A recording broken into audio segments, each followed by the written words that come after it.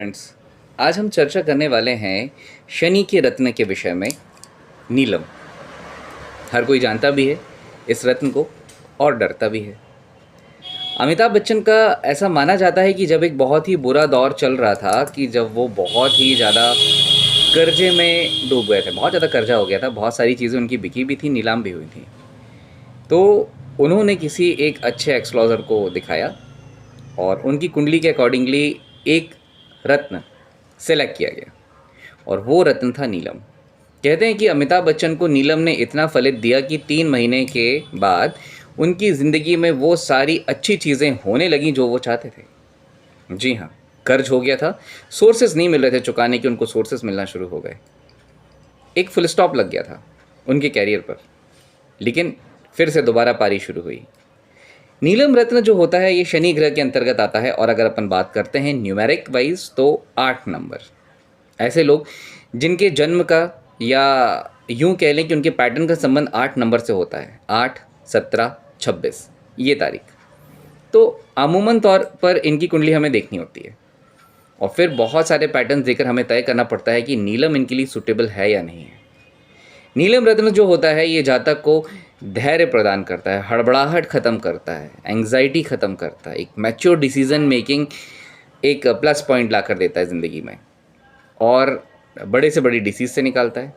किसी एक ऐसी डिसीज़ जो एक बीमारी लंबे समय से शरीर में बनी हुई है, शरीर को अंदर ही अंदर खा रही है, उन सारी चीज़ों से निजात दिलाता है। माना जाता है कि वृषभ राशि और तुला राशि, अब अगर हम इसे राशि में लें तो उतने ज़्यादा हम परफेक्शन में नहीं जा पाएंगे। परफेक्शन में जाना है तो परफेक्शन वाइज हम बात करेंगे वृषभ लग्न, तुला लग्न। ये लोग कुछ हद तक इनकी कुंडली में ऐसे पैटर्न होते हैं कि ये नीलम रत्न धारण कर लेते हैं। तो जहाँ कहीं धैर्य की कमी आ रही होती है वो चीज़ सुधरती है, बातों में जो जल्दबाजी होती है वो चीज़ सुधर जाती है। तो ये नीलम रत्न से रिलेटेड है, ये गहरी विचारधारा वाला व्यक्ति बनाता है। और नीलम को लेकर एक डर व्याप्त है कि अगर आपकी कुंडली में सिलेक्ट भी हो रहा है नीलम तो लोग एकदम से सडन धारण करने से उसको डरते हैं।